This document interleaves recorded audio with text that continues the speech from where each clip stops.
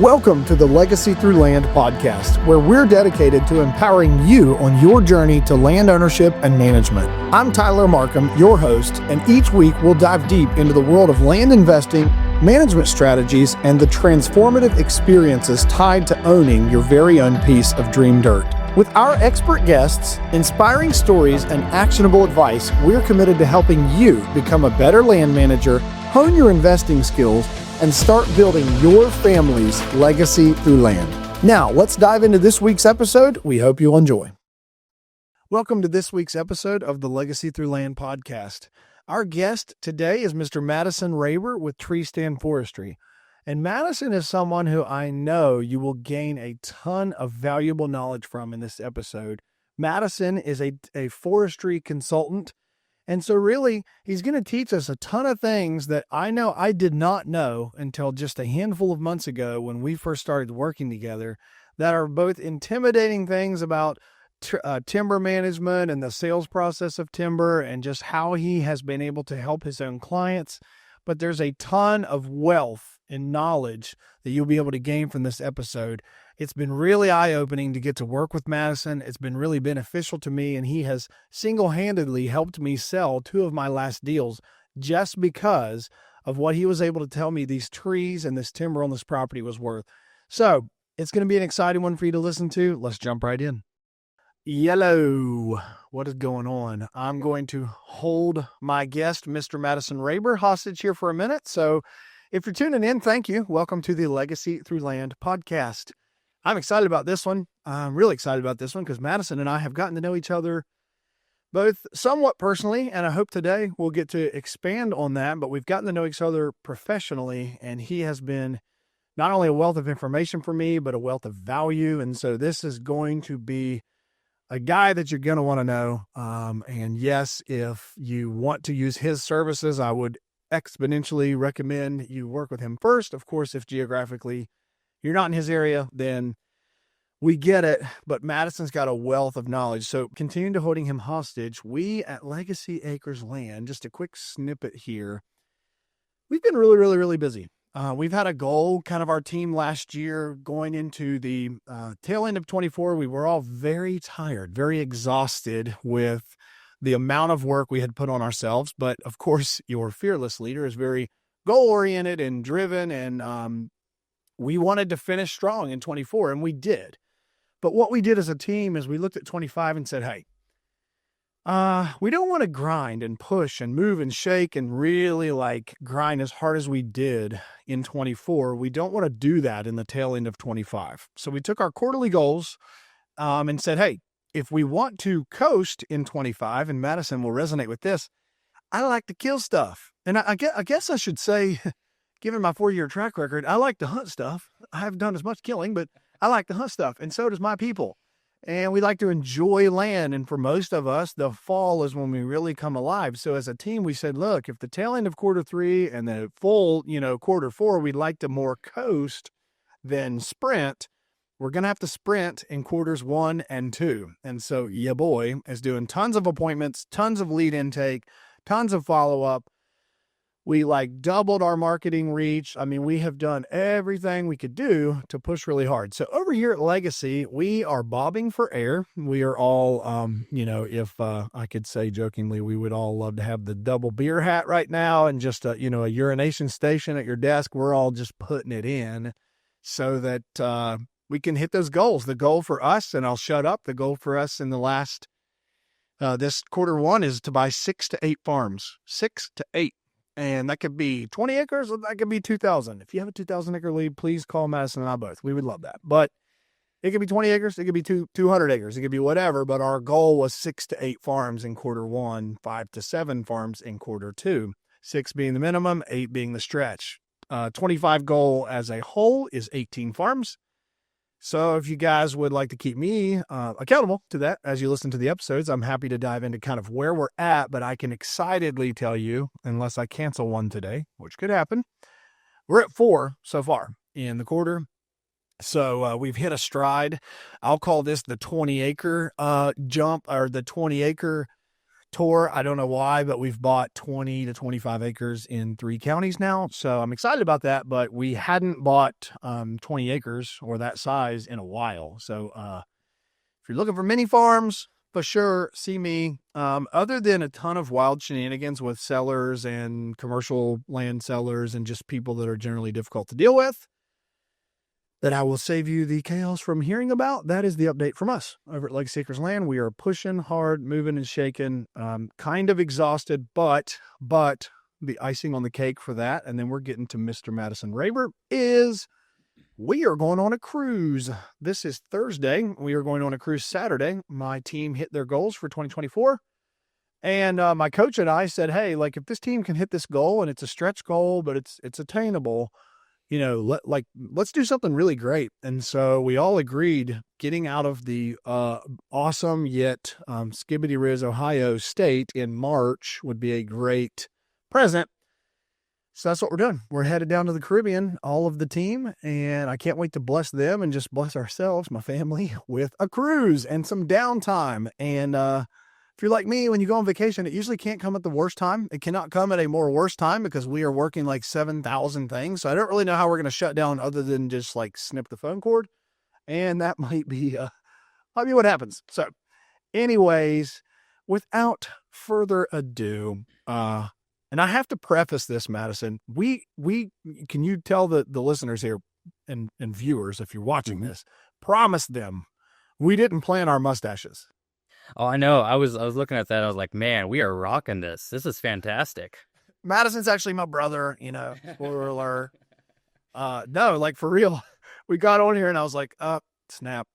So I like to give myself credit for being the Temu Travis Kelce. So I don't know which one you could pass for, but we're both sporting the mustaches. So if you mustache us a question at the end of the show, I'll let you know how to get to Madison for those questions.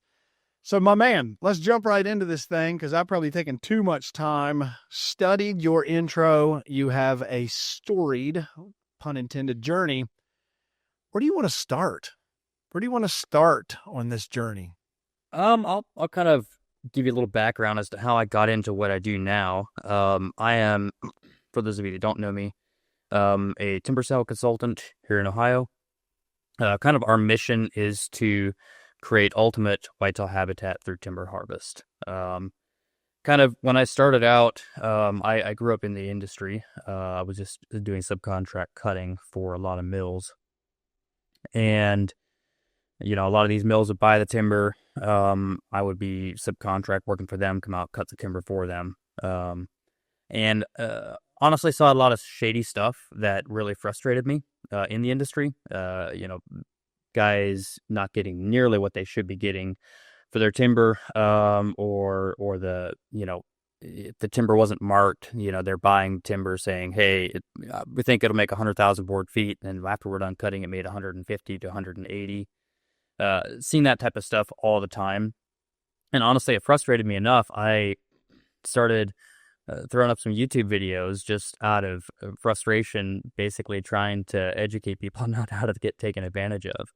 I made a handful of videos, and kind of forgot about it, to be honest. Kind of kept doing my thing, and kind of checked back a year later, and had some people that had subscribed, and through that began getting people tracking me down. I didn't even know how they would find me. I didn't have a website. I didn't have nothing. They were just finding me and messaging me, and that's kind of how I got started. It was kind of a slow process to get to where I was doing it full time, but I've been consulting now for the last 2 years.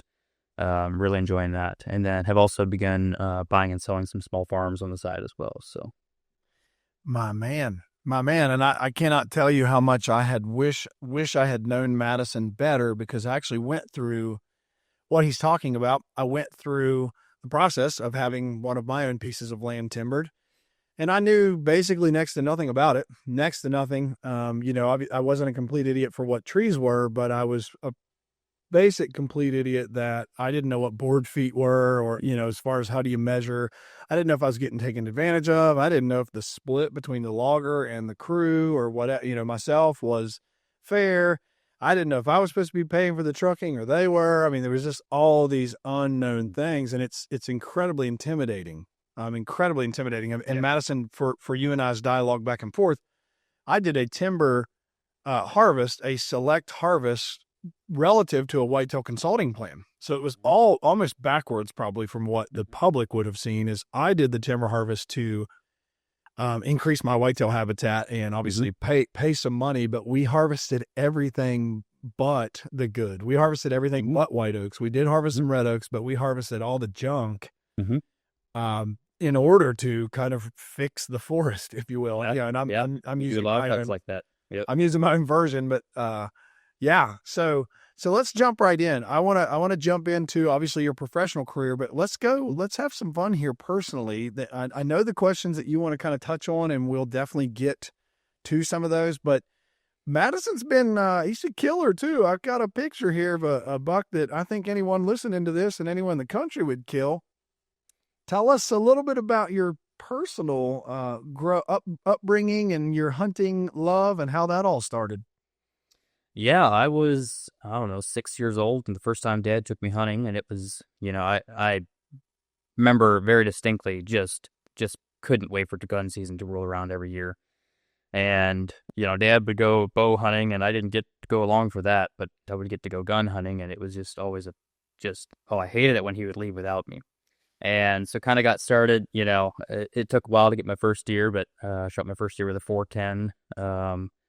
And it was a journey. It was, growing up, it was everybody had their own stand. You just kind of walk in, you went to your spot, and every day of gun season, didn't matter if it was night or evening, you sat in that stand. Didn't matter. And the rest of the week, you probably didn't see a deer. Yeah, it didn't matter. And so it's been a giant learning career, just of myself, just learning the whole process of the habitat side of things, the approach to hunting some of these deer, and it feels like the last couple of years has really begun to pay off on that side of things. And I'm still learning it. Obviously, I'm not. I'm only 29, and I'm young in this, and I'm still learning a lot. So I soak up everything I can from people around me. But I've been able to meet some really cool people that have really influenced my life and the way I hunt and all of that. And finally starting to see some success. Other than this year, just really sucked. It was rough. Feel you so much. And I got it done in the ninth inning, but Madison, real talk, and anyone listening is allowed to laugh at me, but I was on a 10-year hiatus from shooting a big buck in Ohio. I mean, I had shot some deer, but the echelon of I shot my first booner and Megs in 2014, and I hadn't shot a big deer since then. I mean, I'd shot some good deer, but nothing that you want to leave the tailgate open about. And so, yeah, definitely can resonate with you on it being some tough years for sure. I think last year, maybe we could even dive in on that for just a second as a sidebar, but I honestly, in my brain and my soul, I equated last year to easily one of the toughest seasons in the whitetail woods that I've ever seen.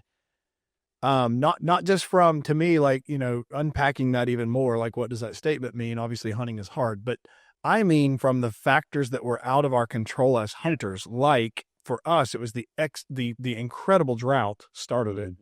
We started with the HD for us in Central Ohio. It was the incredible drought. I can't tell you how many food plots and farms that we set up that just completely failed. Planted them multiple times. Some farms in Meigs County that we have for sale now. Never rained. 2 months. No rain. Zero, none. So, I don't know if a lot of people actually process, and I'd be interested in your opinion. I don't know if a lot of people process how much these secondary factors and, Mother Nature, we all say Mother Nature wins. I don't know that people process how that actually affects your hunting season that year. Not just from the perspective of, I always love the text. You get the group text with your buddies. Are the deer moving today? I mean, yeah, they live in the woods. I don't know what to say. Are you seeing deer on their feet in daylight? Is that what you meant? Generally, no, they're not moving at 10 a.m. in October, but they will move, It's just weird how much these factors, I think this drought really affected everything of the season Yeah. past that, um, from the perspective of like even mast, the mast crop, Yeah. it affected when the mast crop dropped. It affected how long the rut was. A lot of guys that are rut scientists to me said the rut was only going to be this long. It's going to be very short because they're already malnourished. There's been drought. There's not enough food. God made them to know and be able to sustain this. So I'm going to shut up for a second. What do you think when you say this season was hard? Let's dive into this just for a second, because Madison's obviously, he's a very, very respectable hunter and knows his stuff. What do you think? What was your opinion? It was, yeah, I agree with you. I feel like the last 2 years in particular have been unique. I picked up a bunch of permission farms the last 2 years, and so I found myself a little bit more spread out, having more options, and I struggled more than ever to find a mature deer to hunt. Part of that I feel like was Nailed it. I think with the drought and some of that stuff, I just didn't feel like the deer were moving in the same way they would have at one point. And so, there was times it took longer for the deer to shift in, some stuff like that, or, the windows to hunt a deer were pretty small. Yep. And it was just a very challenging couple of years. Last year, I got it done finally, January 16th. So it was also really, really late. And then this year, and part of it is something that I'm kind of changing my approach as well. Is a lot of the farms that I had to this point set up better for deer shifting in late October into November than set up well for late season. Yep. So it felt like I was sitting out most of October, Yep. waiting for a deer to come, and that's the last year I do that. I'm going to find a deer to hunt early season, but this year. I had 6 farms spread out all over, Southern Ohio. Most of them were over an hour apart, and I still couldn't find. I think I had 2 5-year-olds on camera all year, and these are farms that historically, at least the ones that I've hunted in the past, always have really good deer on them, and they're in really good areas.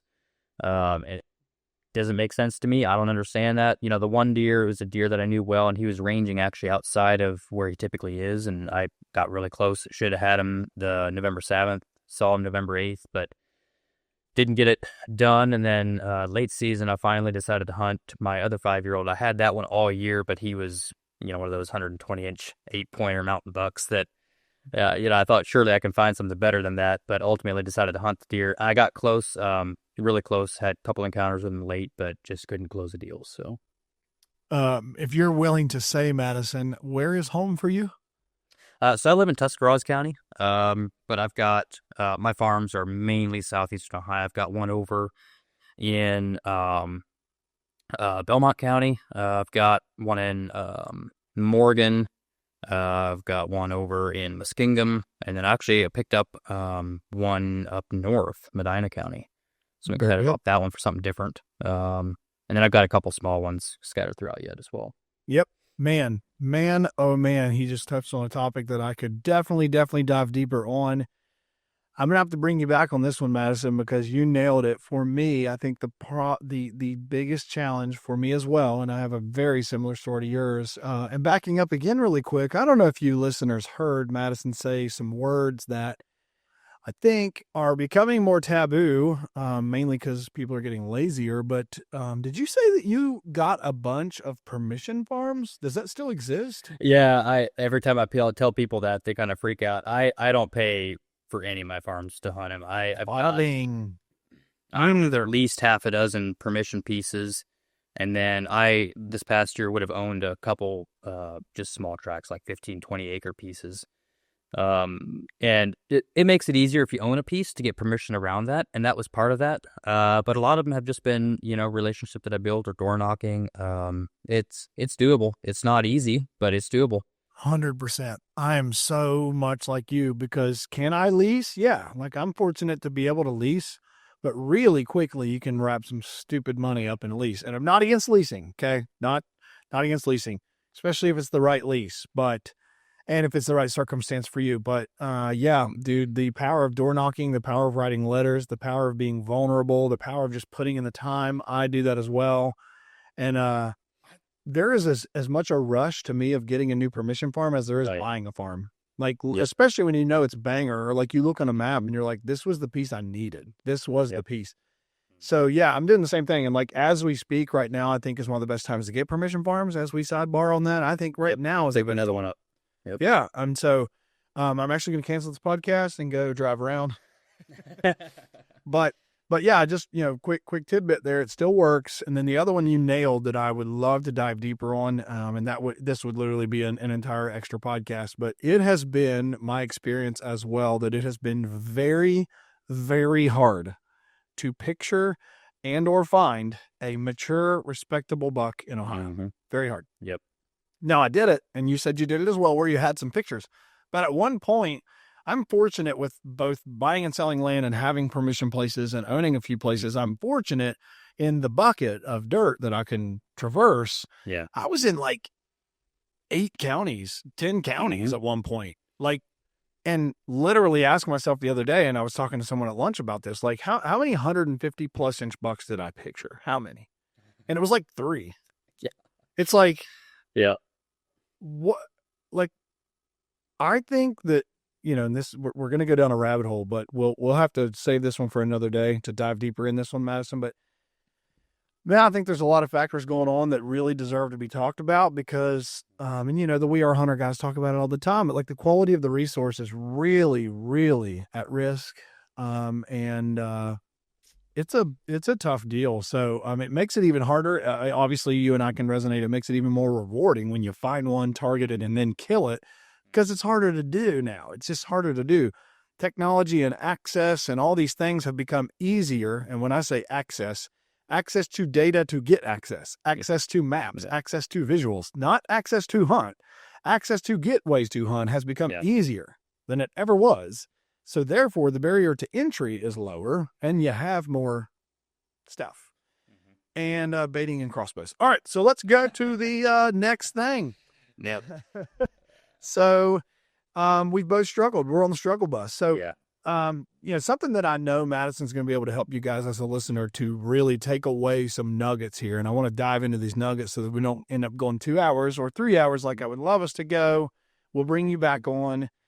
I want to dive into like, when you think about land and creating legacy through land, and that's what drives me to do what I do. And I think I can see it for you as well. If you're willing to talk about some of your investment deals, which I think you are, Madison also wears the same hat as me as far as buying and selling dirt. And I know, we didn't know this before we got on the podcast. He has 3 girls. I have 3 girls. We're like, we have great mustaches. Well, like 6 out of 10s, but we are doing a lot of the same stuff. So I really think he's going to be able to give some interesting perspective to when you think of someone who has created legacy through land or something that you've been able to watch that resonated with you, something you aspire to emulate. And I don't want all these deep words to really overframe the question. Like, what comes to mind? What stories and people come to mind? And this is kind of the who, then how. Like, who'd you see? And then how did you react? Well, I think, everybody can probably relate with this on some level. You hear the story of Bill Winke, for example, and what he was able to accomplish. That's always, you look at that and that's always very motivating. But really what story truly, Madison. So the best that I don't know, but give the my understanding was basically he started, buying some pieces and stuff, just kind of got in the game and, utilized some of the timber on that to begin to keep buying. And it was obviously a lot easier back then. But just that, starting from nothing and building up to how many acres he had, I don't know, it was over 1,000, I think. And Nick is in Iowa. Yeah. Side note. and so, that always was just like, man, that would be the dream.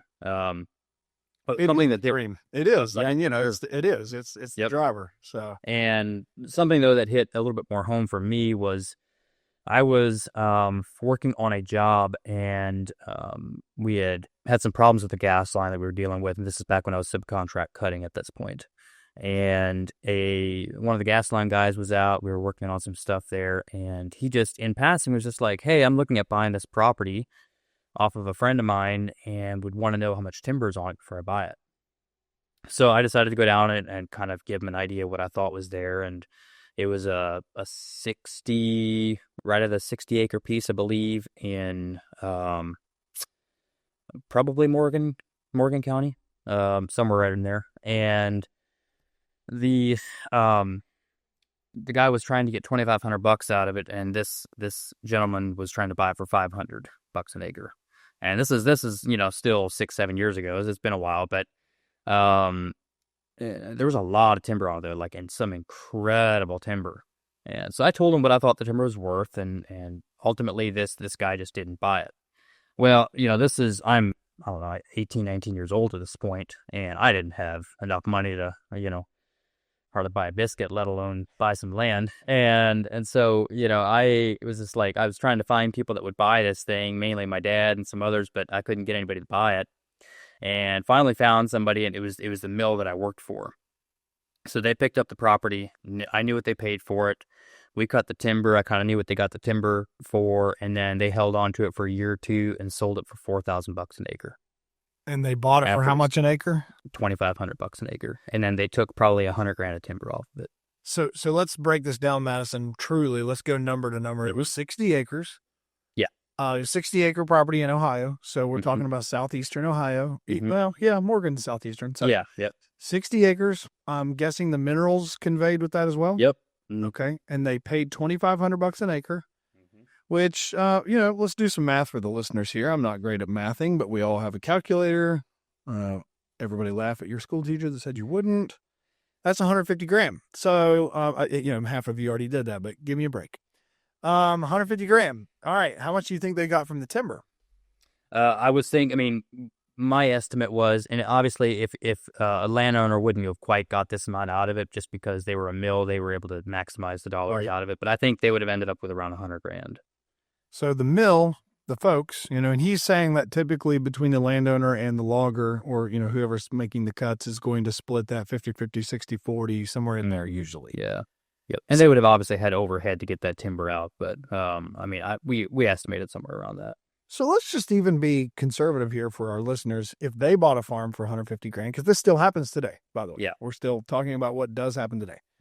Let's just say they got $50,000 after the split. So obviously, simple math, they're at $100,000 in basis. And I don't want to get super, super deep here, but essentially they can take the $50,000 from the timber tax-free. Yeah.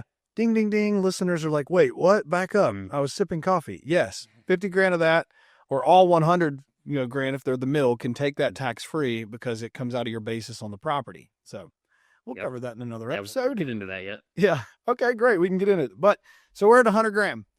They held it for a number of years, and then they sold it for $4,000 an acre. Their basis was $100,000 after getting $50,000 tax-free. So they sold it for $240,000 because $4,000 an acre times 60 acres is $240,000. So they made $140,000. Actually, you include the 50. They made $190,000 if they cut the timber. So they now, not only if they paid $150,000, they've now come back with now $40,000 extra tax-free. And they've made $190,000. Am I right? Yeah. They bought it for $150,000. Yes. So they've made $190,000 on $150,000. If you do a 1031 exchange, and that's something we can cover, but they would have done this tax-free. You're kicking the can down the road, but you could do this tax-free. But basically, someone bought a farm, almost did nothing other than a cut, held it 2 years, let's say, and then sold it and made $190,000. So here's where I'm not a deep scientist on the numbers here, but if you take $150,000 divided by $240,000, it's a 62% return on their money. So hold on. Actually, no, we'd be doing $140,000 divided by the $190,000 they made. Yeah. Yeah. Like 110%. Yep. So, yeah, that's right. 190 divided by the 140. See, I'm not great at this. I did it the other way. Yeah. It's 135% return. Yeah. So, and that literally happens. That's happening today. It's happening while we do this podcast. It's happening. And quick sidebar, Madison and I used to flip houses, and, to make $150,000 in a house flip, we would have had to have contractors and realtors and home inspectors and appraisers and lenders and showings and inspection repair lists and marketing costs and all this stuff. And to clear 150 grand, let alone, I don't think we ever did it. Maybe one time in 300 house flips. So, spoiler alert, this is why I like land. That's why I do think you can create legacy through land. So, in your example here, had that been, I guess, the lesson through that is, had that been you, had that been me or anyone listening to this, that transaction is still happening today. Talk about the legacy that, and this is rhetorical, but talk about the legacy that could be created in a family by clutching 190 grand worth of value. Right. Yeah. I mean, it could change everything. If you do, even if it's not anywhere close to that amount, I mean, if it's 40,000, 50,000, 20,000, I mean, you're leapfrogging ahead in your financial journey substantially. It's allowed, and, for me and my wife, I mean, I'm 29, my wife's 26, and got 3 kids, and, however you view on debt or whatever it is, but we're paying off our primary mortgage this month. And so, we're completely out of debt, and we're able to, continue. Yes, I do leverage to buy farms, but, that's huge, being able to do that at 28, 29 years old. So I want to back up. I want to make sure listeners heard that. It's a aspirational goal of probably more than 99% of people is to be, not have a mortgage. So Madison essentially is saying debt-free, because I agree, leveraging debt in a business sense or in an investment sense is different than carrying debt just to live your life. Mm-hmm. So you're about to be, in a month, you said you're about to pay off your primary mortgage and be essentially, carrying debt free. Yeah. All the debt you have will be investment related. Mm-hmm. Yep. Mind blown.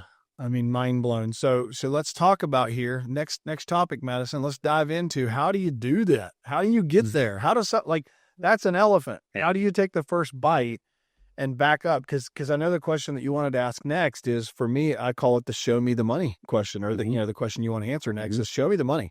Let's talk about a deal where it was a success story or a whatever. Now, we just went through one that was a client of yours, but obviously somehow you've had to scratch some brain cells and some deals together here to have your own success. Oh yeah, I got creative on my first one. You ready to jump into it? Yeah, for sure. So, when I saw those numbers, I told myself, never again will I pass up on a deal. Like, I will find the money. It's going to happen. Well, a year later, I come across a piece that, I was looking at the timber on it, but it was up north in close to Vermilion, Ohio. And Madison's being nicer than I want him to be with telling you guys this stuff. So if you go try to snake something from him, I will find you. Okay, carry on. Vermilion. Don't cut that out. No, so my first piece was up in northern Ohio. It was like 12 acres, just a real small piece, and they had me come out to look at the timber, and they were like, I don't know, I just didn't feel like selling the timber. I would just consider just selling everything. I'm like, well, hey, I would consider buying it. It had, it was a really small piece, obviously, but it had the Vermilion River ran through it, and it had substantial walnut on it, some of the nicest walnut I have ever seen in my life. And so I basically looked at it as I didn't have any money to put down on this. And, for commercial lending, at least my first deal, they had me put 25% down and, variable rate, mortgage, and not ideal terms, but trying to come up with that 25% wasn't going to happen. But looking at the timber, I figured I should be able to net all costs and everything aside, $30,000. And this is actually, what would have been the case for a buyer. That's not just because I was in the industry. Like, those are numbers that would apply to a landlord. After split, you mean? That would have been net. Mm-hmm. Okay. Yep. So this run deal. Let's break this down 1 second. Let me. This is amazing, but I want to make sure. I'm already jacked, like I'm ready to go. But I want to make sure this is actionable and digestible for the viewer. Mm-hmm. You're talking. I want to make sure I have this straight. 12 acres. There was timber on it though. So small tract, there was a river going through it. Of course, we all know that's eye candy. That's valuable. These are things in land that, in houses are valuable, as having frontage and a river and, building site and all these, intangible things. Yeah. You had walnut though. Okay. And we're going to get to this on Madison telling us why walnut matters after the story. I don't want to slow you the pace on the story, but there was a lot of walnut. Give us the tidbit of, if you could remember, how many walnut trees were there, and we'll talk deeper about why people should know that walnut is the highest value tree out there. I've learned. What do you remember? How many walnuts? What did that look like? If I had to guess, maybe 60. Okay, 60 walnuts on 12 acres. But they were very large. As far as diameter. And I get this question a lot is, I've got a 100-foot walnut tree. Well, that doesn't really matter. I mean, what matters is diameter at chest high. DBH. You didn't want to say the B? No, well, diameter breast height. Yeah, sorry. I don't even think about it. Well, hey, we'll bleep it out. Okay. He didn't say man or woman breast height. He just said at breast height. And so, a lot of these trees were in the 25+ inch range, ranging up to over 30. So these were very large trees for walnut anyways. So yeah, I basically, we did the deal. I bought the property, and the way I did that was 25 I needed to get the down payment together, and the down payment came out to roughly what I would have got out of the timber. About $30,000 is what my down payment needed to be. How did you come up with the down payment? Let's talk about, if the viewer's like, hey, I know I've got something here. How'd you do it? Well, I wouldn't recommend this, but I went to my dad and I was like, hey, I need $15,000. And I went to my father-in-law and said, I need $15,000. And I put it together. I would recommend it. Let me just clear the air. I would recommend it. Sell a school bus. I don't care. Yep. Find the money. So, I got the money together, and with a commercial lending, for a primary mortgage, they're not going to be able to accept that as down payment funds. On commercial lending, they don't care where that down payment comes from. And do you care to tell us, so we can kind of chew this off one by a time, what was your purchase price? I want to say 116, if I remember right. Okay. I think it was $9,500 an acre, or $9,000 an acre, something like that. Okay, and that is such a good talking point. But you're not. So, by the way, for everybody that's trying to get sexy here, it doesn't matter at this point because this is all public record. Anything I'm asking him, you can generally find out. But I want to make sure this is safe for everybody, that like if he says actionable numbers for you guys, this is for you to digest. This isn't for you to go and try and poach. The deal's already done, so it wouldn't matter. Yep. But right. And by the way, I'm going to give all the numbers on anything I buy as well. So everybody, I'm not going to ask someone else to do something I wouldn't do as well. But I also am not going to ask Madison to jeopardize any kind of a leg up or anything he does in his industry that he's not going to talk about him. All right. So 9,500 acre, $116K. So the down payment would have been $30,000. I think it was right at $30,000 is what they needed, or right in that ballpark. I mean, it's been 5 years ago already, so okay, a little hazy on that. But so I went in, and this is one leg up that I would have over a typical buyer was I was able to actually cut that timber myself, and so the day after we closed, I had equipment there. So I was able to get my funds out of that timber much quicker than what most buyers would be able to. I'm taking notes, so yeah. So within under a month, I had all the proceeds from the timber, and it was a couple sleepless nights, put it that way. But it ended up I cleared $31,000 is what I netted on the timber. So I mean I had my numbers pretty well dead on, but it was tight. Let's go. But I was able to pay everybody back, and now I have that. Essentially that $30,000 of that property, as my profit at that point. And you have no, at this point, everybody, the terminology we would use is that he has no capital of his own in the deal. He is at a zero basis. He's only got his leveraged debt, the mortgage. Right. Yep. And this was also a weird time. It was over COVID, and I didn't know any of this going into it, but over that period of time, you could sort of throw any listing up, and it just went so quick. It didn't matter if it was thrashed with the timber taken out. It didn't matter. People bought it. This one in particular, because it was a handful of walnut trees, didn't look bad. Like, it actually looked pretty good after the project was done, compared to some of these projects can look pretty rough if you take a lot of timber out. And let's unpack that really quick. Mm-hmm. What you're saying and I'm hearing is that I'm going to guess you only cut walnuts. Yeah, I took a handful of other species, but it was literally just a couple trees. Yeah. So only cutting this walnuts afforded you the option to do what we would call and you would say a very select cut. Yeah. Mm-hmm. In that woods, you did a right. very select cut. So he didn't cause a tornado to come through the property like some operations would cause to come through. If you do a cut at like 16 or 18 inch DBH, it looks like. And we left a lot of nice walnuts in there as well for the next guy. So, okay.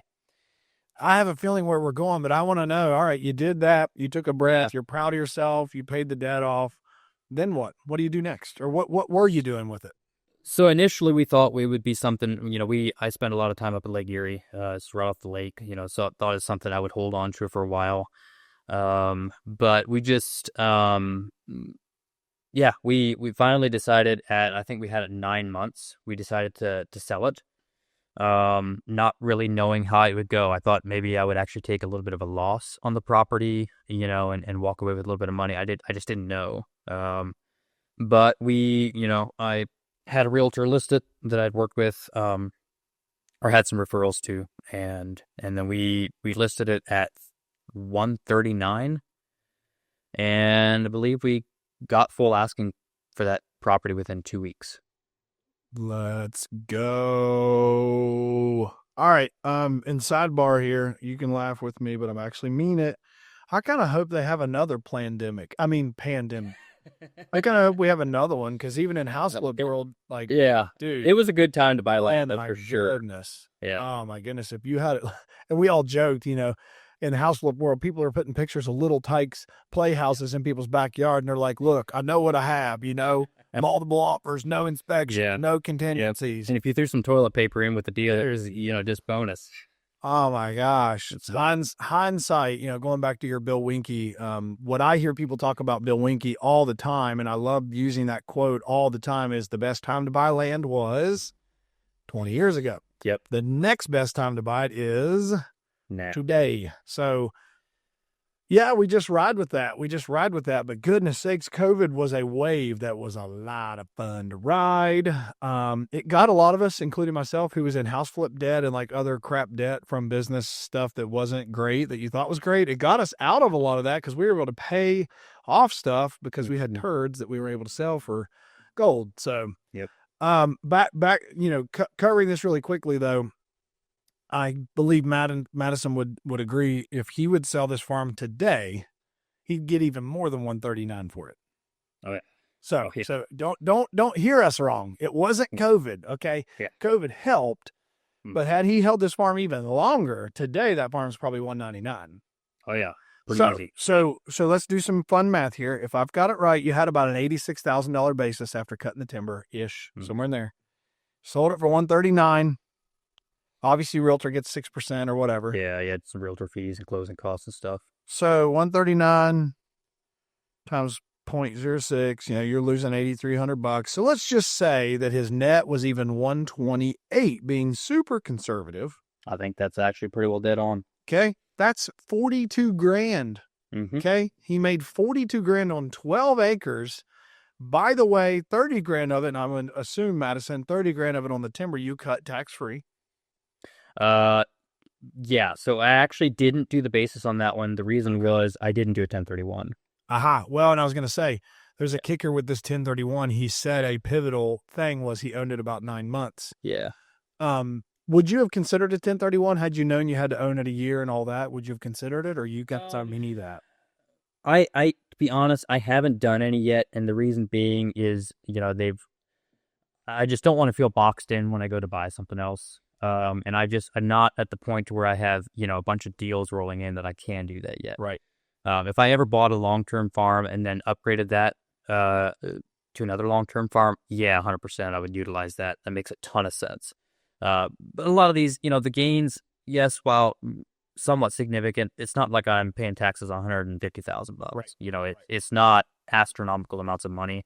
Right. And I felt I was better off just to continue to turn the properties over. So. Yep, there's value in that for sure. I just completed my first 1031 from selling. I sold an Airbnb, and the reason I did it was because I had about $100,000 in, equity. Yeah. But the other kicker that I also learned, and this is a teaser, we're going to talk about 1031s on this podcast. I promise. I'm going to bring on the expert. Actually, I use an attorney to do mine. I am way more stupider than people might think. So I use people that are smarter. And I'm going to bring on the guy. His name's Greg Smith. He's a 1031 exchange attorney in Ohio.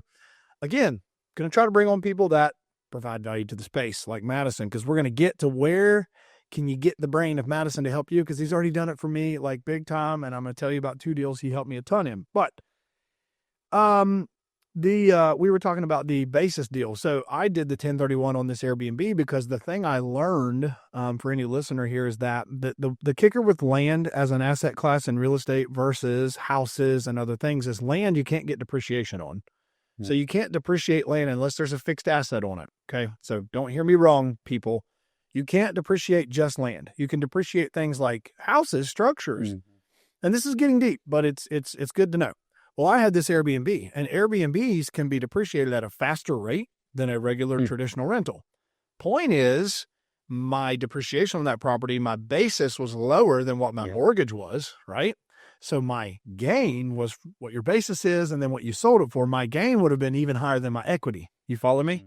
So I started thinking, don't really want to eat, I'm $150,000 on a gain when I only made $75,000 in cash. You know what I mean?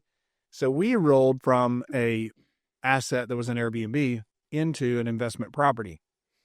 Yes, you can do that. It just has to be of like kind value or greater to transfer a 1031 property from one thing to the other. So anyway, we got deep for a second, but got to own it a year. Got to own the property you're selling a year. Learned that lesson through meeting with Greg.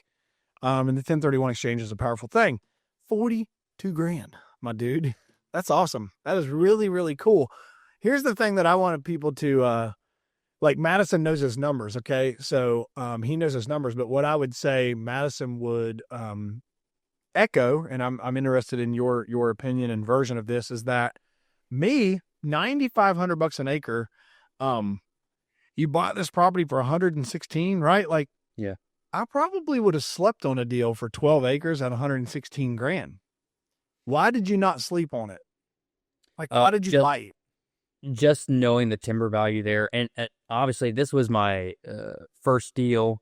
To be honest, I don't know that's a deal I would have done now either. It's like on paper, it up front, I'm like, I don't know. It's a little, it worked out better than what you thought, and I've never lost money on a deal.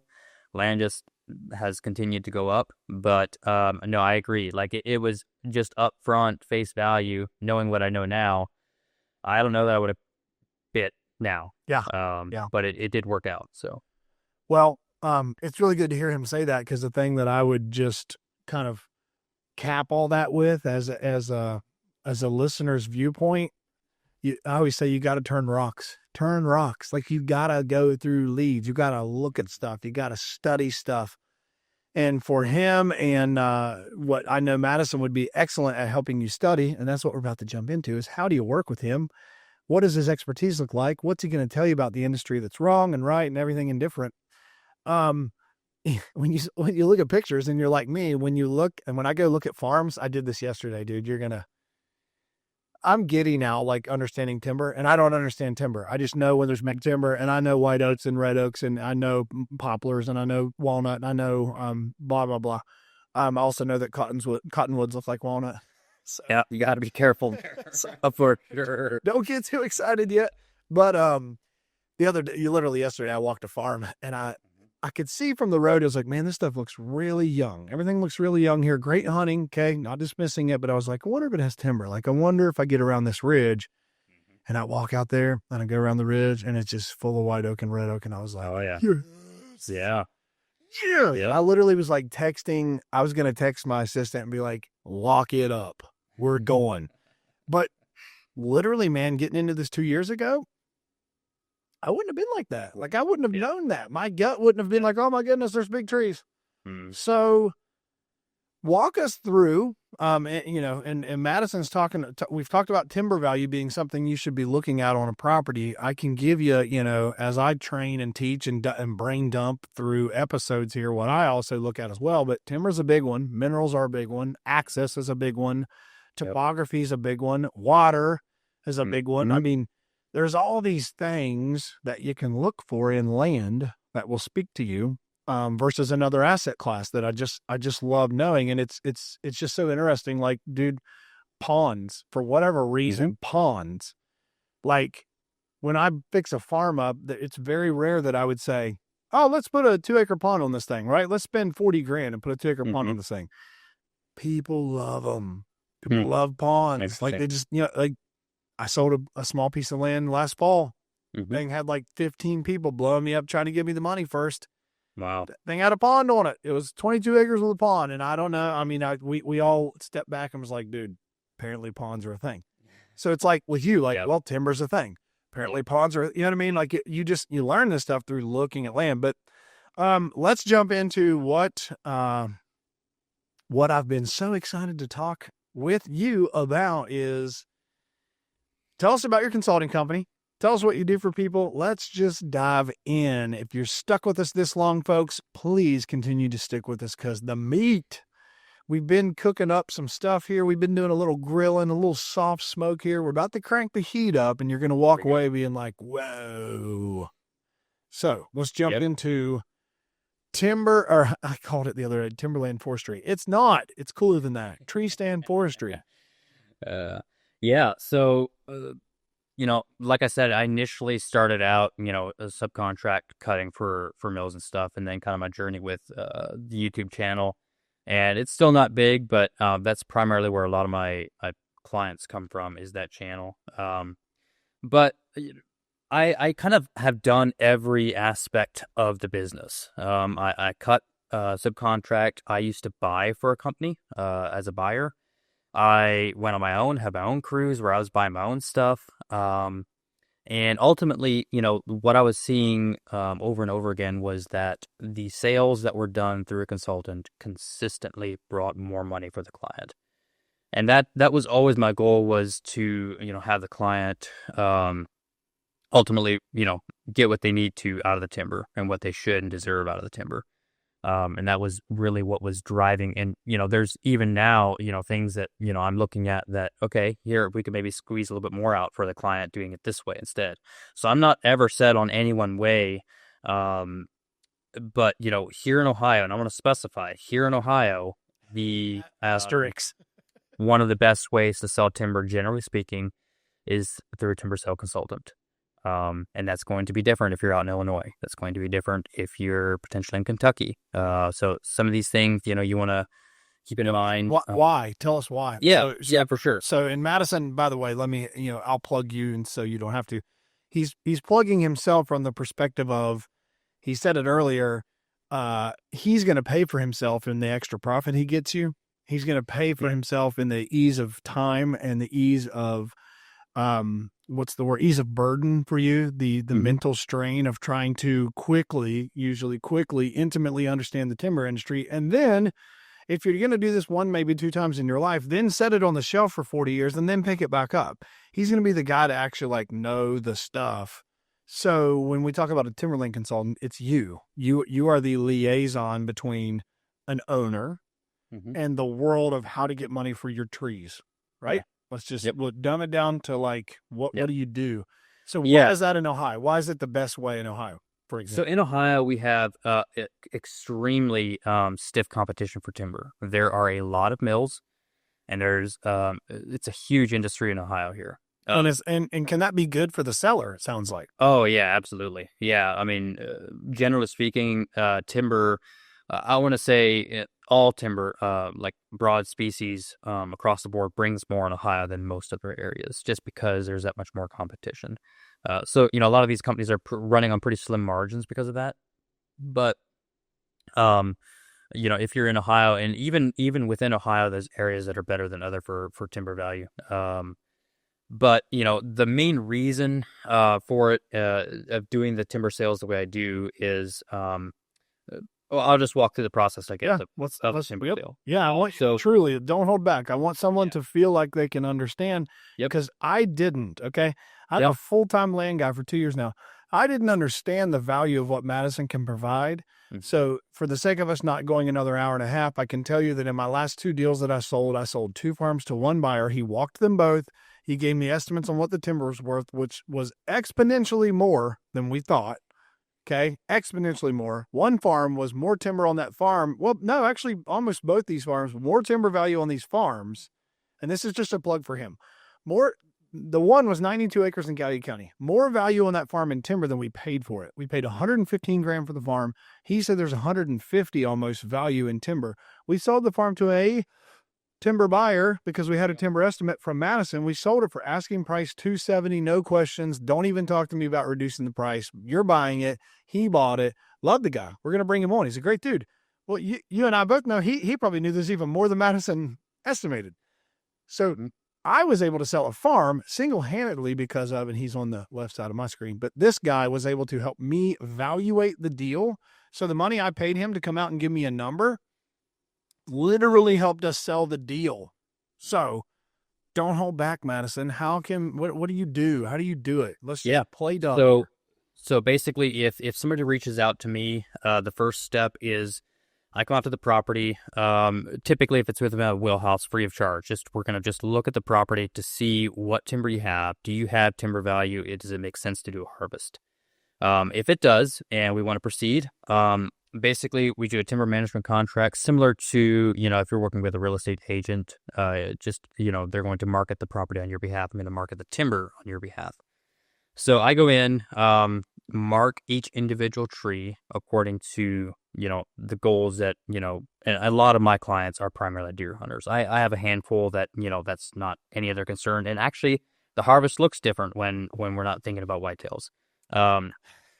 Yeah, it sure. So we can get into that, but so going in and marking each tree that's going to be cut and giving a full breakdown of number of trees, estimated board feet, and species. And so once we have that, we can create a bid sheet that is essentially a sheet describing the sale area, the full makeup of the timber, the terms of the sale.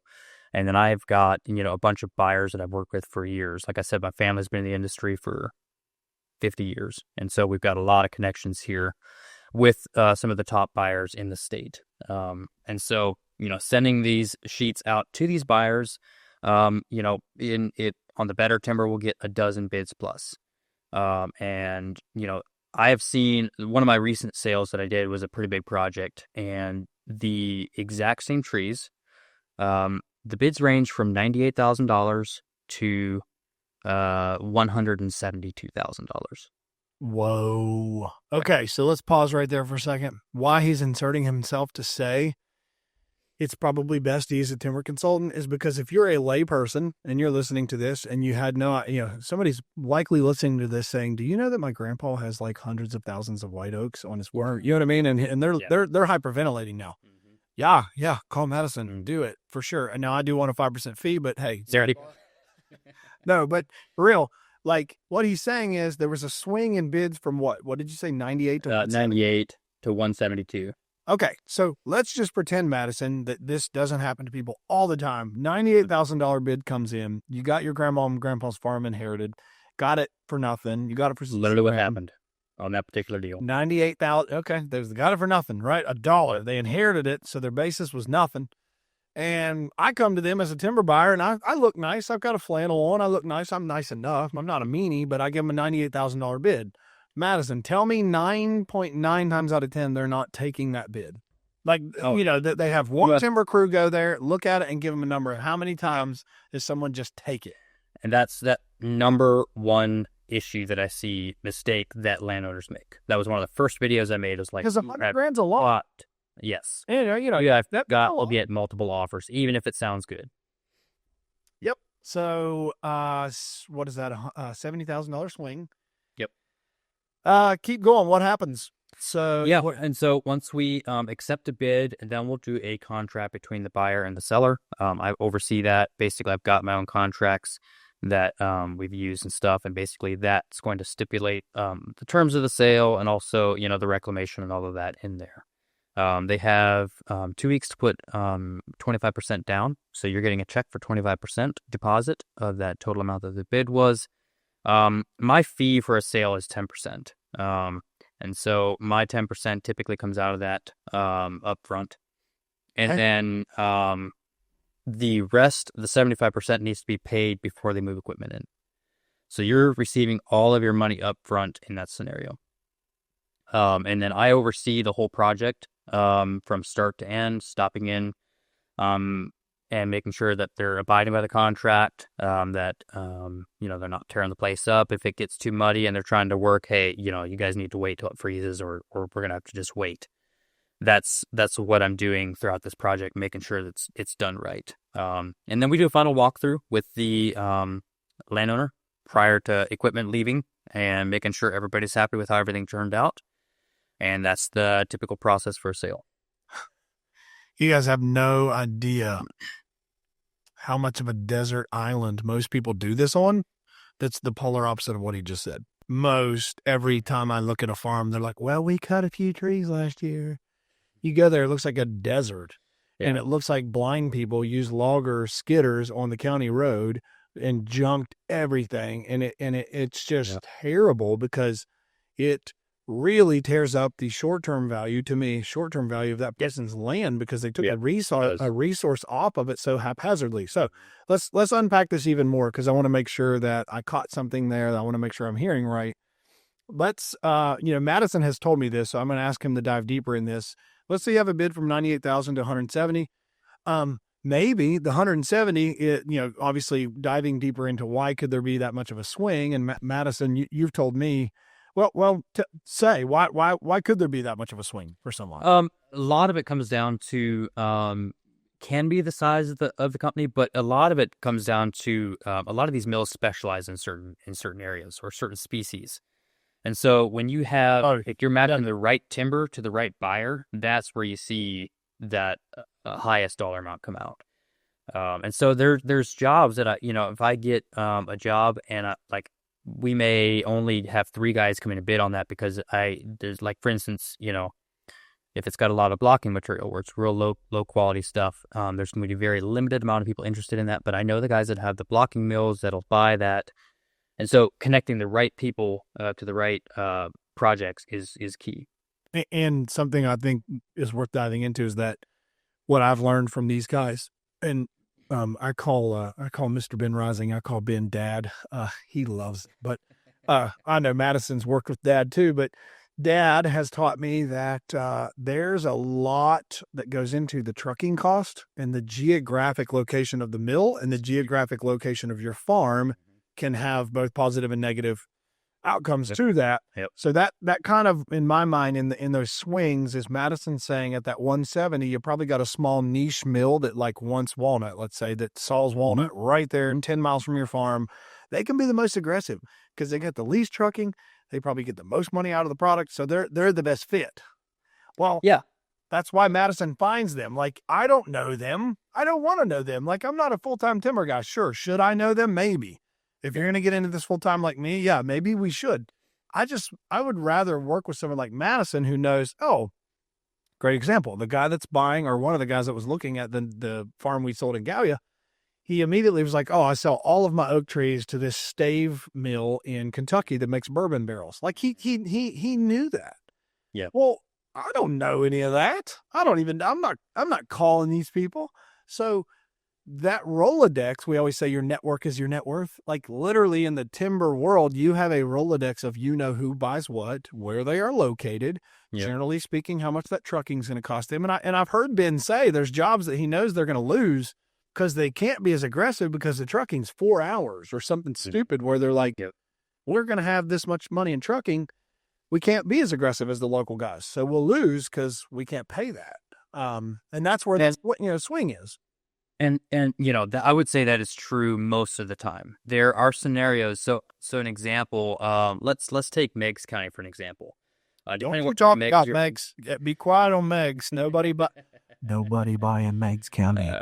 So just geography, just the location wise. An example is there's a lot of local guys down there, but there's not as much competition. And so these guys have been buying timber down there for a lot less than what some of these guys are paying up north. So I've actually seen in parts of southern Ohio that you're actually better off with a buyer 2 hours away than you are somebody local, depending on the timber. So it's very niche. It can vary dramatically from piece to piece. But I have seen that quite a bit. See, and again, that's only something that Madison's going to know. So let's do it. Let's go into another topic here, because I really do hope this is, I think this stuff is amazing juice for a listener to learn from. So here's the other one I want to dive into is you have, we just talked about the ideology of this timber company can pay X price and this one can pay X price, and there's a swing in that. But something Madison brought up to me is like, sometimes as the landowner, I don't have to accept, I can accept whatever bid I want. And I may accept a lower bid because Madison knows, or we can negotiate with that logger. And this is getting into huntingisms or whatever your plan is. That logger may doze a few food plots for us, or they may drag more treetops over and create a brush blockade. Like one of my loggers, when I ask them to drag treetops and create like a 200-yard long brush blockade, that's a mouthful. I mean, he was like it was like I ask him to see a ghost. Like he was like, what, we've just never done this. Like, well, you're gonna today, bud. Yeah. Gonna today. And so what I'm getting at is, for Madison, if he works with you, dive into the client, can tell you what some of the goals and desires are for their outcome. You may pick a lower bid because there's a guy that is willing to do that stuff, but he's coming in at X. Can you dive into that?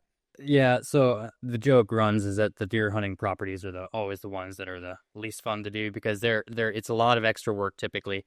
But that's where, that's love us or I get it.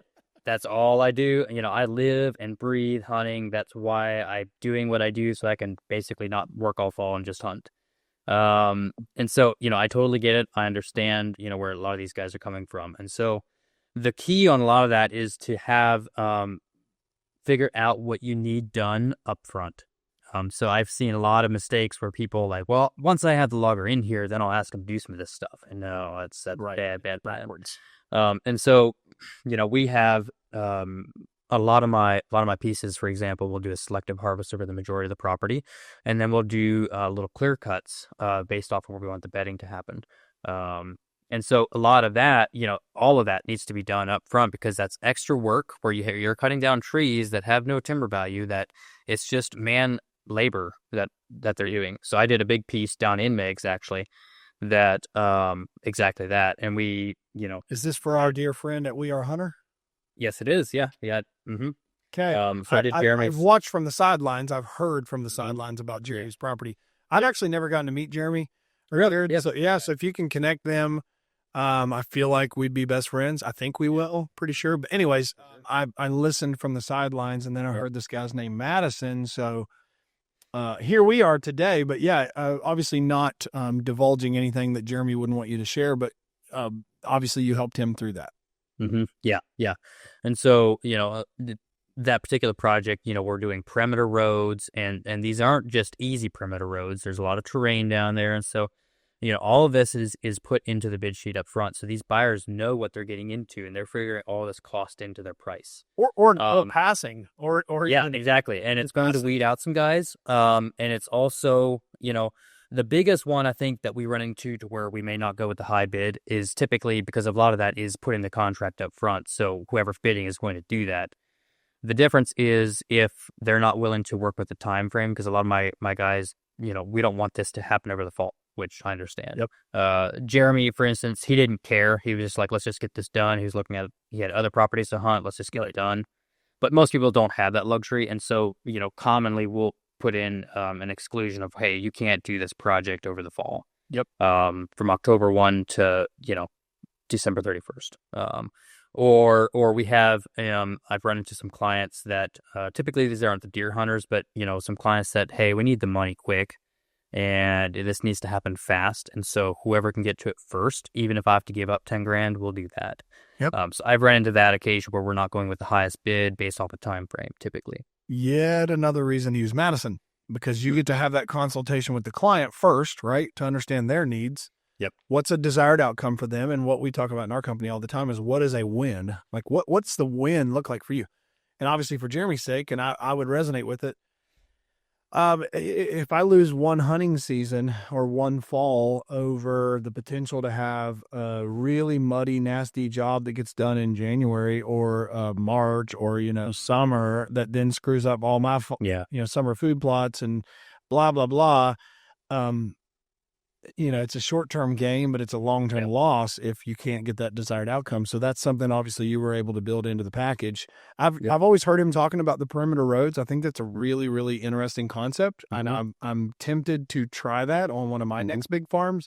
Yep. But just so everyone can understand what he was asking for is that on the perimeter of his property, if I'm understanding this correctly, he wanted the logging crews to create a road all around the perimeter so that he had 360 access to the edge of his property. We're monitoring, taking out deer, everything, all the above. Yeah. And that's rare that any farm has that. Very rare that a farm has perimeter access. That adds value pretty quickly to somebody looking to sell a property down the road. Yep. Yeah. So carry on. So you were able to do that. And he also said strategic clear cutting, which, when we hear clear cutting in my world, we're like, oh, right. But these are strategic clear cuts that. Yeah, and they're small. A lot of it, in this instance, it actually where we needed the bedding to happen, where it was actually already happening, we're just wanting to enhance it, was on some of these points above. His main food was in the bottoms, and then he had these kind of a giant bowl around his farm, and these points within that bowl is kind of where a lot of the beds were. Yep. And so happened to be where those beds were like some junk pine. And so we kind of went in and did clear cuts within that.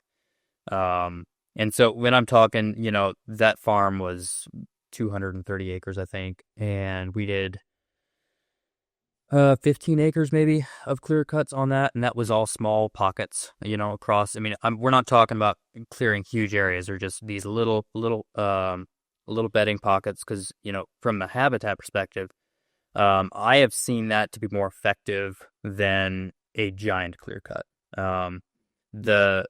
Just a quick sidebar on that, so one of my main permission farms that I've hunted for 6 years now, the way I got that one was I was subcontract cutting that. I didn't have any say in how it was harvested. And so it was a really aggressive cut, wasn't a clear cut, but it was super aggressive across the board. And so down the road, now it's just a giant sea of thick cover.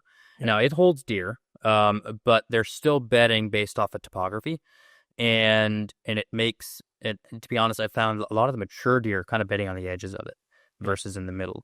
And so, if you can shrink those cuts down, they still want to bed on the edges of it.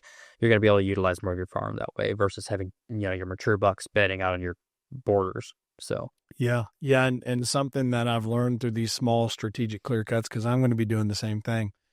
I honestly wish, just for everyone's sake, I had a cut done on my own farm, specific for a whitetail improvement plan. And I honestly wish I had Madison come out, because I think the combination of what the consult wanted for the whole farm and then Madison's expertise of just the timber aspect, I think we could have come up with an absolutely nailed project where we would have had strategic clear cuts, because we had a general select cut across the entire farm.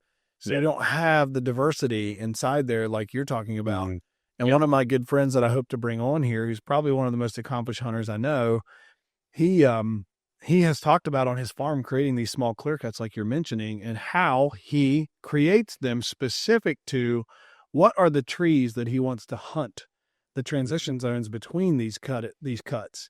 Yep. You want to talk about a deadly setup when you can get, a ditch that a northwest wind is going to work well for, and you've got two clear cuts 100 yards apart. I mean, you have a highway where the bucks are trying to be on the downwind side checking these clear cuts. And like Madison's saying, if you give them 1 7-acre clear cut, they circle the downwind side and they're done. But if you give them 6, they've got a lot more work to do. They got to move a lot more, and that's when they can get in trouble. Yep. So it's definitely something I would like to be able to utilize in my own plans in the future. Mm-hmm. So let's jump back in here. Like, if someone's working with you, obviously you sign a contract. Something you said earlier I want to make sure and touch on is The timber company has typically 9 to 12 months to get the thing done if someone's not got a time constraint, if it's just a normal generic contract. Yeah. A very standard timber contract is a year long. That's kind of industry standard. Honestly, a lot of guys are pushing for 2 years now just because the market has been a lot more unstable the last couple of years. And so and a timber buyer is pushing for that, you mean? Yes, correct. And so, they're trying to give them a little bit more room. Say all of a sudden that white oak market drops off. If they've got 2 years, there's a chance that market comes back up before they go cut it. Most of my clients, we're not doing that. If we're going to exclude the fall hunting season, we may do a 1.5 year type of thing. Right now, though, we're kind of in a spot in the market to where a lot of buyers don't have a lot of jobs bought up, and so they're short, and they need to get timber bought up. So now, for one, is a good time to sell, but it's also they're getting to them a little bit quicker than they otherwise would. So a lot of the sales I'm doing now, they're going to be cut this summer already. So yep, got you. So let's dive a little deeper here, just so we can talk mechanics of the contract. If someone enters into a contract, typically you're saying that most logging crews are required to pay 25% up front, give or take, as a deposit on the property, and the seller gets that. And do you take your 10% for the whole thing out of the 25? Typically, yeah. I mean, I'm willing to work with somebody on that. Say they whatever, they have a crunch that they need more of the cash. I've been flexible on that, but that's typically how I operate. Yeah. Okay, and then for them, what you said earlier that I want to make sure is a good talking point is the timber crew is required to be fully paid before they start the cut, but they have up to a certain period. And does your contract spell out that they have up to a certain period to be fully paid and then another certain period to get the cut done? Or if they decide, we can do that if that's what you want. Typically, the way most of my standard contracts is they just have to have the rest paid before they move equipment in. That way, they're not sitting out with a bunch of capital out, and it allows them to operate a little bit more freely. Especially on large projects, that would be kind of tough. Right. So, but yeah, I mean, yeah, the idea is to have you paid up front before they move equipment in. So. And then the last thing that I think is important in this contract is they have a time frame in which they have to get it all cut and out and reclaimed and cleaned by. Mm-hmm. Yep. And so for you, I'm guessing as Madison being an expert in the industry, it would be just like me for, back when we would flip houses. If we knew that the home, for example, in the sake of timeline, if we knew the home inspector hadn't been scheduled for when we had sold a house and it had been 5 days that we were under contract to sell and the home inspector hadn't even been scheduled, we knew that meant, let alone they weren't going to be there for 10 days. Buyer wasn't getting a report for 3 more days, and they're going to miss their own inspection deadline, and we're not going to extend. We knew these things to say, hey, what's going on? Where is the inspection? And oftentimes people, realtors would get irritable at us, like, well, you're trying to control what I'm doing. Like, no, you signed a contract that says a date. That's what we're trying to get you to adhere to. You should be doing it yourself, but I have to do it for you. Yep. So in your world, my question is, having given that dialogue, if you know that the contract on the timber is up, let's just say January 1st, and it's November 15th, and these guys are just now wanting to move equipment in, or they haven't moved equipment in, are you calling to say, hey guys, I don't know if you guys are like, Houdini here, but you're not going to get this cut and reclaimed and strawed and seeded in 3 weeks. We got a problem. Are you doing that? Yeah, I mean, that's part of it. We try to work with them as much as possible because, the weather is the issue. This year has been pretty good. We've had a pretty cold winter, allowed them to work well and stuff. But, I don't. Trying to think if I've ever had to extend, and that I don't know that I've ever had to actually extend a contract. They've always got them done, but there's been a few that I'm like, dude, you better get moving on this one.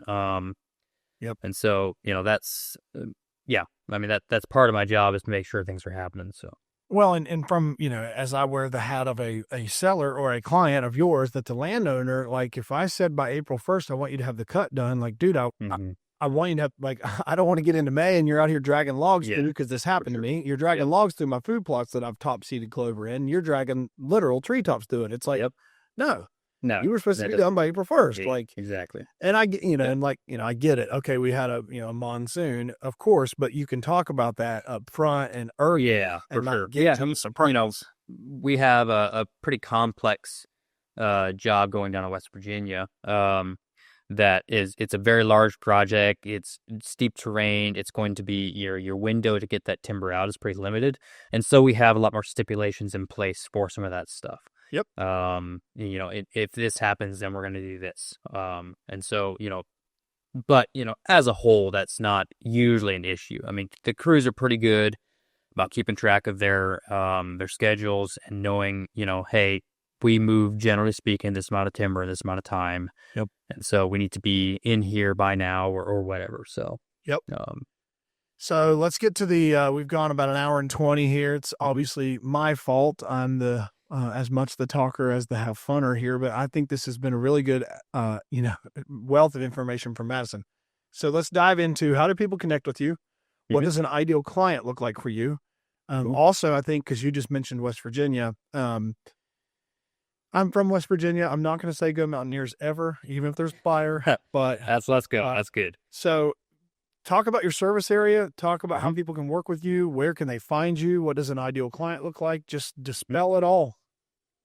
Yeah. So, you can, if you want to, check out the YouTube channel. I do as much educating on that as possible. I attempted to film some of my hunts this year, kind of got burned out with that, but, and then, if you want to reach out, treestandforestry.com, there's a contact me form. You can fill that out. That's the best way to reach me. My service area, if we're looking at actually doing timber sales, generally speaking, is around 2 hours from Tuscarawas County. And so, I'll go over into Pennsylvania a little bit, going up north. I did a project in southern Michigan that's kind of a little bit out of my area. The one area I don't do timber sales in is Southwest Ohio. So like west of Athens and south of 70 is an area that I just generally don't go into. Okay. And the reason being is most of the buyers that I work with don't go that far, for one. And it's far more common out there to do your typical percentage splits, which we didn't really get into the difference between the two types of sales. Let's cover it. Let's jump in. Okay. Yeah. Why don't we just quick cover it? Yeah, and man. I think this is going to be really informative for a lot of landowners because, we live in a pretty niche area here. And there's a lot of people that are, Illinois, Indiana, all these different areas. And so, if you're out in Illinois, Kentucky, large amounts of West Virginia, getting we're right off the bat, there's not as many mills that buy their own timber. The mills that do exist, generally speaking, I'm not going to say everybody, but generally speaking, they buy their logs from loggers. And so essentially, here in Ohio, we have mills that buy their own timber, then they just hire subcontract somebody to cut the timber for them. The way the most of this of the country has done it is you have loggers that will approach a landowner, and basically they're looking at gross revenue of that timber. And so they may, a lot of the splits are 50-50. On the better stuff is 60-40, 60% going to the landowner. If you have real high-end timber, I have heard of 70-30 for really high-end timber, which is great if you can get that. And so, don't be mistaken on the sales that we're doing here in Ohio, the way I do them, they are still, when they're running their numbers, buying it on a split, essentially. You're just getting your money up front. And I've just seen more and more of these sales are bringing 60-40 to 70-30 in that range rather than the 50-50. Does it make sense? Yep. And that, go into, because I learned this myself, Madison, but go into, if it's a 60-40 split, they come out, let's just use the easy math. They say there's $100,000 in timber. Yeah. They're going to give you 60. Yep. Right. They're giving you 60,000. They're taking 40. But some of the red tape that I've experienced was, did they charge like the trucking and those kinds of things? Could you dive into like what does that mean when we have a 60-40 split? Yeah. If you have a 60-40 split, that should be it. You should not have to deal with any of the trucking, none of that. Yeah. Now, you're gonna have a hard time getting a 60-40 split in most scenarios. High majority of the time, it'll be a 50-50 split. Okay. So because they have a little more overhead. But if you're dealing with high-end white oak and walnut, where you're almost only cutting white oak and walnut, you should be getting a 60-40, just because the margins on that stuff is so extreme. I'll run a scenario past you. So a buddy of mine just bought a farm out in Illinois, and it's got 30,000 poured feet of walnut, give or take, of the pretty nice stuff. On a 50-50 split, gross revenue of that timber should be in the neighborhood of 120 grand for that wall. To him. Well, no, gross revenue. Oh, okay. So that's All right. what's the Start total. us off. So if you did a 50-50 split, you're looking at $60,000. If you're doing a 60-40, which is like 75 or whatever it is. But on high-end walnut like that, where you're only dealing with 30,000 board feet, a crew can move that in a week, easy, without even breaking a sweat. And so these crews have extremely low overhead when they're dealing with that high-end timber, and their margins are just astronomical. And so, that's where, you really should be pushing for a 70-30 or something like that on that real high-end walnut stuff. So, and kind of, all right, so go into the other idea of bidding it for sale and all that, or am I unclear? You kind of have the 60-40 split, and then there's another way to do it? Is that right? Well, I mean, basically, when you're and out there, it's in a lot of the country, that's kind of what you're stuck with. The issue is, there's no way to compare bids at that point, because you may have 3 loggers come out and tell you, well, I'll split 50-50 with you. And you don't know which one's going to get you the most, because each of these loggers had different buyers that they work with, and one buyer may pay more than the other. So, you have the trust aspect of it, because, they need to be transparent, and that's tough. So if you can get a referral, that's best. But the best way that we have found to kind of solve that problem is to have them give you a guaranteed minimum. Basically, regardless of how the timber cuts, because you are carrying risk when you're doing a percentage split, because if that timber cuts really poorly, I have an example. There's a project a while back that a company that I know, they bought a piece of timber. They didn't do a percentage split. A lot of it was soft maple. They cut it all down, and most of it was hollow. And, they lost their butt on that. But, the landowner did pretty good, because on the outside, the trees looked fine. And after, if they would have done a percentage split, they'd have been kind of up a creek, because it wouldn't have brought hardly anything. A guaranteed minimum would. But if you do a guaranteed minimum in that scenario, you're going to get that money regardless of what happens to the timber. And so that's kind of the way I've been coaching guys to basically be able to compare bids then. So if you get 3 loggers and they all want to do 50-50 split, make sure they're all doing that on the same trees. So if you get a guy out to mark the timber, either mark it yourself or find somebody to mark it for you. And I do offer that for out-of-state clients, is I'll come out and mark the trees for you according to your goals. And also do the tax basis, which we didn't really get into, but I can establish that tax basis pretty well anywhere. So I travel out to Illinois all the time to do those. Well, so to tie that into what the listeners, if you've listened this far, what tax basis is basically, you are able to give an appraisal that could go towards, if someone took $100 grand in timber off a farm they bought for $150,000, they could use your appraisal for their tax basis. So that's what he said he's also qualified to do. Yeah, so basically you're separating out what you paid for the timber and the land when you bought that property. And that's the tax basis. Yeah, and so we're able to do a back cruise, basically, where we're growing the timber backwards, figuring out what the actual timber looked like when you bought that property. So we can go up to 5 years back. I've done a little bit further. There's no necessarily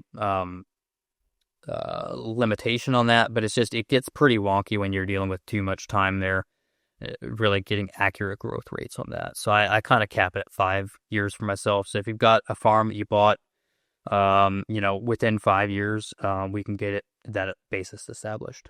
And you had to make the cut, right? It couldn't have been cut and then you bought it. Correct. Yeah, I had a client reach out, or somebody reached out to me the other day. It's like, hey, I just had my timber cut. I'm like, got this money, and how do I avoid paying tax on? Like, it's too late, bro. Yeah.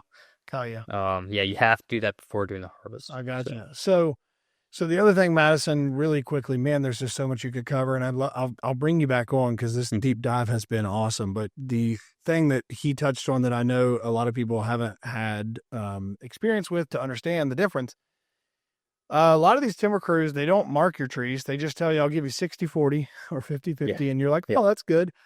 And then they just go cut the trees. And what Madison and he's taught me, and what I've learned through this and Dad is, they estimate to you 100 board thousand feet, let's say, or 100,000 board feet. And then they pay you on 100,000 board feet, but they cut 160,000 board feet. You don't know that, but they did, and they paid you on 100. because they didn't mark the trees. So someone like Madison gets in the middle and he polices the marking so that when you get multiple bids, you're at least getting these apple for apple. Yep.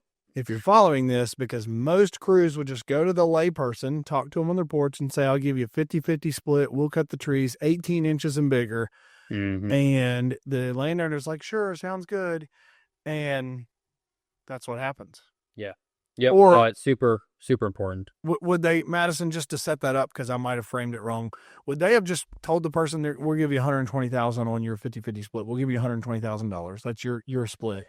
And then they just cut and cut and cut? Or how did you get so to be honest, it's actually less of an issue if you're doing a percentage split, because if they're being transparent with everything, no matter how many board feet get cut, you're going to get the percentage sets. Yep. Where the issue runs into most of the areas that I work in, it's not done on a percentage split. They're all bought up front, but there's also risk for that. That's where if you don't have your timber marked and actually know how many board feet you have, where you can really get screwed over.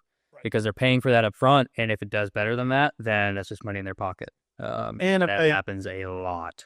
Well, and he said if they extend the contract, what if, white oak goes from, I don't know, what's white oak today?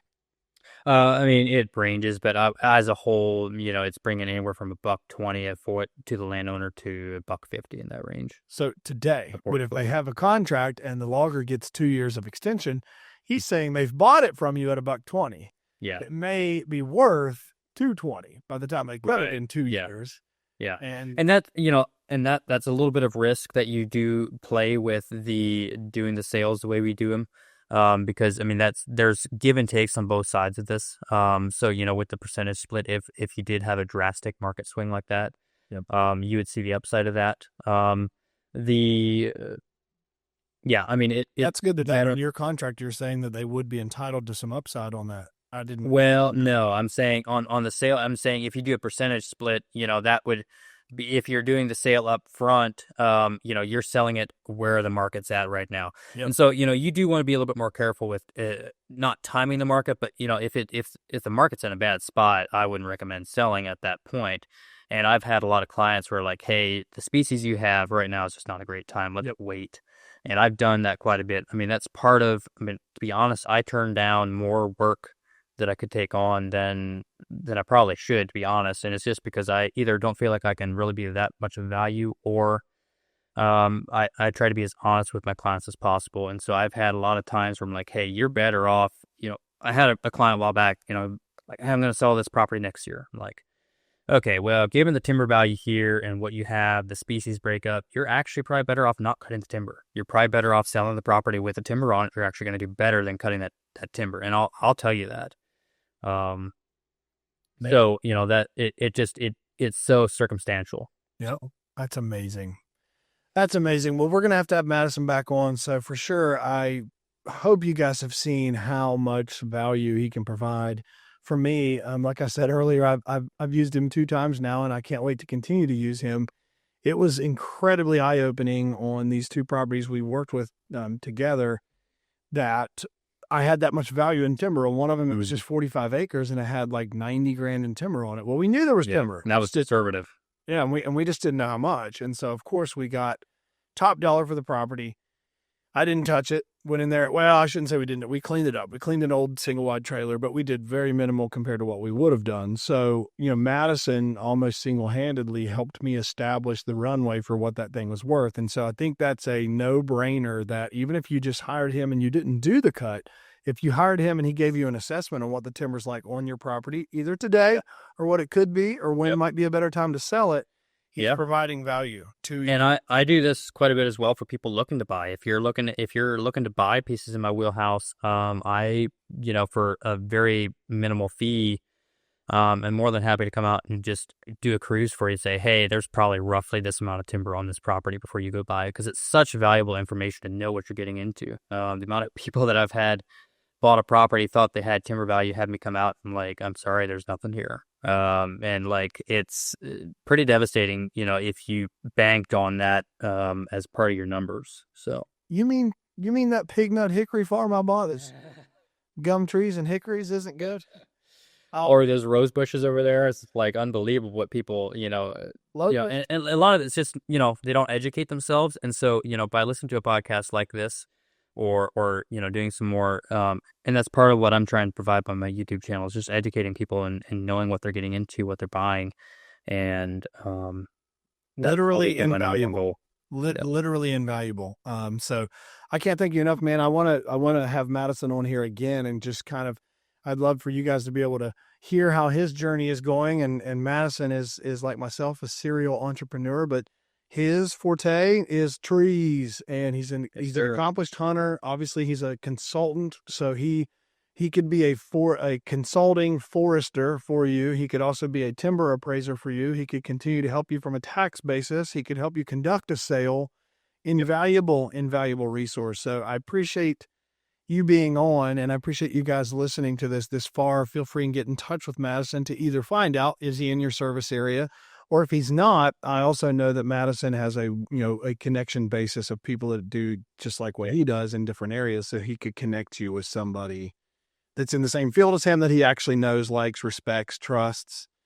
And that's how this thing works. Your network is your net worth. And I've just been excited to have you on here, because I know there is a litany of things that not only myself can benefit from in business, but the listeners as well. So hopefully on today's episode, we've taught you a little bit more about how to create your own legacy through land. And if your mind is spinning on timber and trees, we don't just hang tree stands in them now. We actually do more things with them. And Mr. Madison's a guy that can help you do that. So thanks for listening. Tune in to the next episode of Legacy Through Land next week. We'll see you on the next one. And that's going to wrap up this week's episode. If you're finding value in this content, we'd love to hear from you. It'd mean a lot if you could share with us how this podcast is helping you on your journey, and let us know of any topics you'd like us to cover in the future. Be sure to connect with us on all social platforms at Legacy Acres Land Co. and subscribe to stay updated on when new episodes drop. We hope you've enjoyed this week's episode of the Legacy Through Land podcast, and we'll see you next week.